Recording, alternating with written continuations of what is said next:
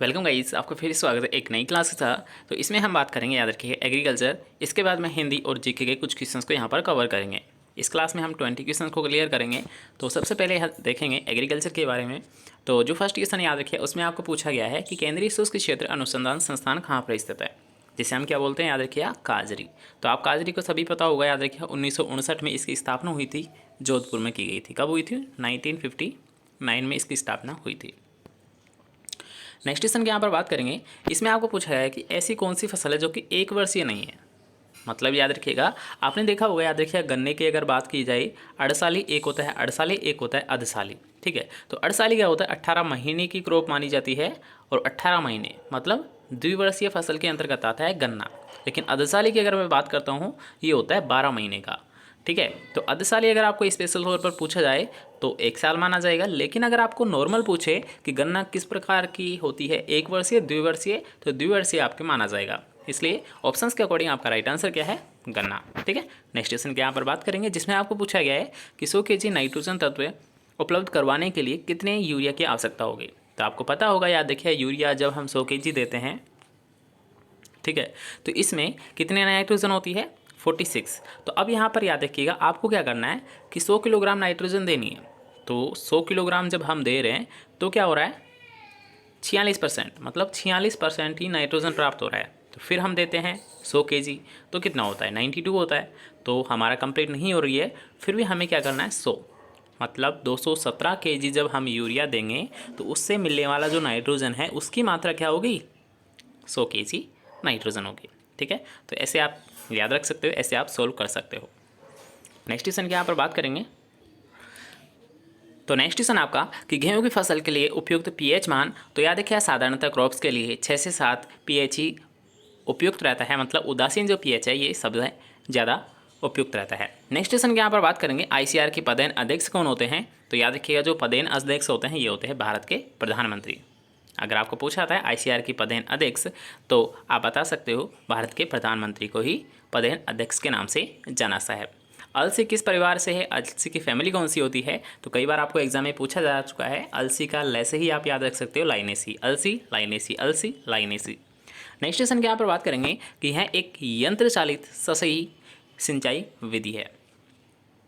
सतह का मतलब होता है, याद रखिएगा, जिनका प्रयोग हम सामान्यतः क्या करते हैं, जैसे कि मान लीजिए फव्वारा है, तो फव्वारा पे भी क्या करते हैं? फव्वारा में क्या करते हैं?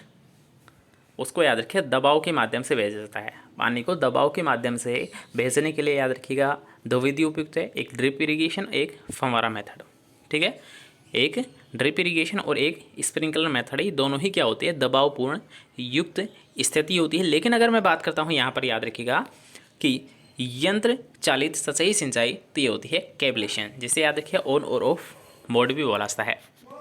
नेक्स्ट क्वेश्चन की यहाँ पर बात करेंगे कि यह किसी खेत, स्थान, क्षेत्र से खरपतवार प्रजाति का संपूर्ण उन्मूलन कहलाता है। मतलब याद रखिएगा, यहाँ पर आपको एक डेफिनेशन दी गई है और पूछा गया है कि ऐसी कौन सी वो परिभाषा है, वह शब्द है जिसमें क्या करते हैं? खेत से संपूर्ण रूप से नष्ट कर देते हैं किसको? खरपतवारों को। तो याद रखिए, उसे हम बोलते हैं इरिडिकेशन, मतलब खरपतवारों का उन्मूलन। खरपतवारों का उन्मूलन करना ही क्या होता है? संपूर्ण रूप से याद रखिएगा, खरपतवारों को हटाना ही क्या कहलाता है? इरिडिकेशन कहलाता है। नेक्स्ट क्वेश्चन यहाँ पर बात करेंगे कि कृषि शब्द। तो कृषि शब्द है मतलब एग्रीकल्चर शब्द है, कल्चर जुड़ा है, मतलब ये लैटिन भाषा का शब्द होता है। नेक्स्ट क्वेश्चन के यहाँ पर बात करेंगे बाजरा। तो बाजरा का जो बॉटनिकल नेम होता है ये होता है पेनिसिटम ग्लूकम होता है। अब हम बात कर लेते हैं थोड़ा सा 5 मिनट के लिए, यहाँ पर याद रखिए राजस्थान जीके के कुछ क्वेश्चन यहाँ पर कवर करेंगे। तो देख लीजिए कि सबसे पहले क्वेश्चन याद रखिए, तुर्रा कलंगी ख्याल का प्रवर्तक किसे माना सा है। तो याद रखिए तुकनगिर और शाह अली। शाह अली और तुकनगिर, इन दोनों को याद रखिएगा, इनका प्रवर्तक माना जाता है, जो कि याद रखिएगा चित्तौड़गढ़ का काफ़ी फेमस है। याद रखिएगा तुर्रा कलंगी मुख्यतः कहाँ किया जाता है? चित्तौड़गढ़ में किया जाता है। नेक्स्ट क्वेश्चन यहाँ पर आपको पूछा गया है कि तुर्रा कलंगी को किसका प्रतीक माना जाता है। तो यहाँ पर याद रखिए तुर्रा और कलंगी, याद रखिए ये क्या होती है? हिंदू और मुस्लिम होते हैं, हिंदू और मुस्लिम दोनों होते हैं। याद रखिएगा तुर्रा कलंगी, और याद रखिए ये जिसका रोल निभाते हैं, जिसकी भूमिका निभाते हैं, वो होते हैं शिव और पार्वती। ठीक है, हिंदू मुस्लिम, शिव पार्वती और चित्तौड़गढ़, ये याद रखिए तुर्रा कलंगी से संबंधित। इसके बाद में नेक्स्ट क्वेश्चन की यहाँ पर बात करेंगे कि जयपुरी की हाल के प्रमुख कलाकार जिन्होंने गोपीचंद धरधरी, हीर रांझा प्रसिद्ध ख्यालों की रचना की थी, तो वो थे, याद रखिएगा, बंशीधर भट्ट। ठीक है। वैसे याद रखिए, अगर आपको तमाशा भी पूछा आता है तो तमाशा कहाँ का प्रसिद्ध है? जयपुर का ही प्रसिद्ध है। नेक्स्ट क्वेश्चन की यहाँ पर बात करेंगे कि किस शासक के समय जयपुरी ख्याल का प्रारंभ हुआ था। तो जयपुरी ख्याल का मतलब तमाशा है, जयपुरी ख्याल या फिर जिसे हम बोल सकते हैं तमाशा, तो इसकी स्टार्ट हुआ था प्रताप सिंह के समय।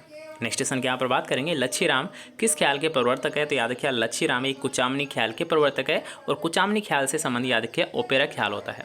ओपेरा जो याद रखिए एक मुख्य विशेषता होती है, वो भी याद रखिए कुचामनी ख्याल की ही होती है। नेक्स्ट क्वेश्चन की यहाँ पर बात करेंगे, जिसमें आपको पूछा गया है कि सवाई माधोपुर, दौसा और करौली के क्षेत्र में कौन सा ख्याल प्रसिद्ध है। तो याद रखिएगा जो हेला ख्याल होता है, जिसमें मुख्यतः नौबत का प्रयोग किया जाता है, जो हेला ख्याल है याद रखिएगा ये सवाई माधोपुर, दौसा और करौली के लिए ही काफ़ी फेमस है।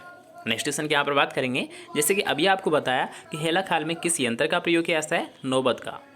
ठीक है, नौबत क्या होती है याद रखिएगा, जैसे कि मान लीजिए लकड़ी का एक वो होता है, ठीक है, लकड़ी का ऐसा बना हुआ होता है, उस पर क्या होती है, कोई भैंसे की खाल को मढ़ दिया सा है और फिर इसे याद रखिए लकड़ी सहायता से बजाया जाता है, इसी को नौबत बोला सा है।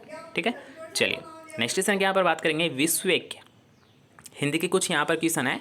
तो याद रखिए इस क्वेश्चन को आप कैसे कर सकते हो, यहाँ पर ट्रिक मैं बता रहा हूँ। ट्रिक तो क्या है, वैसे नॉर्मल आपको याद रखना होगा, यहाँ पर डबल मात्रा है। ठीक है, मतलब इस प्रकार की यहाँ पर मात्रा है, छोटी मात्रा याद रखिए एक ये होती है और बड़ी मात्रा ये होती है। तो यहाँ पर डबल मात्रा है, तो डबल मात्रा याद रखिए संधि के किस गुण में आती है, मतलब किस प्रकार की संधि में डबल मात्रा हो जाती है, जैसे कि आई और औ। ठीक है, ये दोनों ही क्या होती है याद रखिए, किस में होती है, वृद्धि संधि में होती है। ठीक है, तो ये क्या है याद रखिए, वृद्धि संधि का गुण है, जिसमें याद रखिए इसकी जो संधि हो जाएगी ये हो जाएगी विशुद्धन ऐक्य। ठीक है, जब आप संधि को पहचान लोगे तो आसानी से आप संधि विच्छेद कर दोगे, इसलिए याद रखिए संधि को सबसे पहले आपको पहचानना है, उसके अनुसार ही आपको क्वेश्चन को करना है। नेक्स्ट क्वेश्चन आपको पूछा गया द्विगु समास का उदाहरण। तो द्विगु समास याद रखिएगा वहाँ पर होता है जहाँ पर कोई संख्या का भाव होता है या फिर किसी समूह का भाव होता है, जैसे कि मान लीजिए त्रिभुवन है, मतलब 3 भवनों का समूह है। ठीक है, सबसे पहले आप पहचानोगे कि संख्या यहाँ पर दिख गई है, और याद रखिएगा संख्या भी अगर आपको दिख जाए और वहाँ पर समूह का अगर बोध हो तो ये याद रखिएगा दिग्गु होगा। ठीक है, तो ये वहाँ पर दिग्गु होगा। लेकिन अगर बात करेंगे दिन रात, तो दिन और रात, दिन व रात, तो इसमें क्या हो जाएगा, द्वंद्व समास हो जाएगा। चतुर है आनंद जिसके, 4 है आनंद जिसके, तो ये क्या हो जाएगा, ब्रह्मा विष्णु के लिए, मतलब बहुव्रीहि समास। और अन्वय, तो अन्वय में कौन सा समास है ये आप पहचान सकते हो। वैसे इसमें कोई खास नहीं है, बस इनको याद रखना। चतुरानन है, बहुवीरी का है, दिन और रात है, ये कई बार आपको एग्जाम में पूछा जा चुका है। द्वंद्व समास का है, और त्रिभुवन वगैरह ये सभी क्या होते हैं, द्विगु समास के एग्जाम्पल होते हैं। अब हम बात करते हैं नेक्स्ट क्वेश्चन, जो कि लास्ट क्वेश्चन रहेगा कि बुरा या हीन अर्थ के लिए किस उपसर्ग का प्रयोग किया जाता है।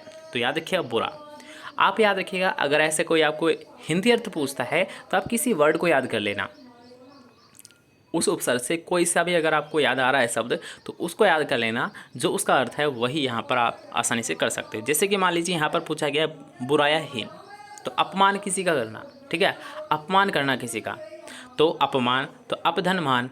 ठीक है, मतलब अप के लिए यहाँ पर याद रखिएगा जो इसका अर्थ होता है अप का, ये होता है बुरा या हीन।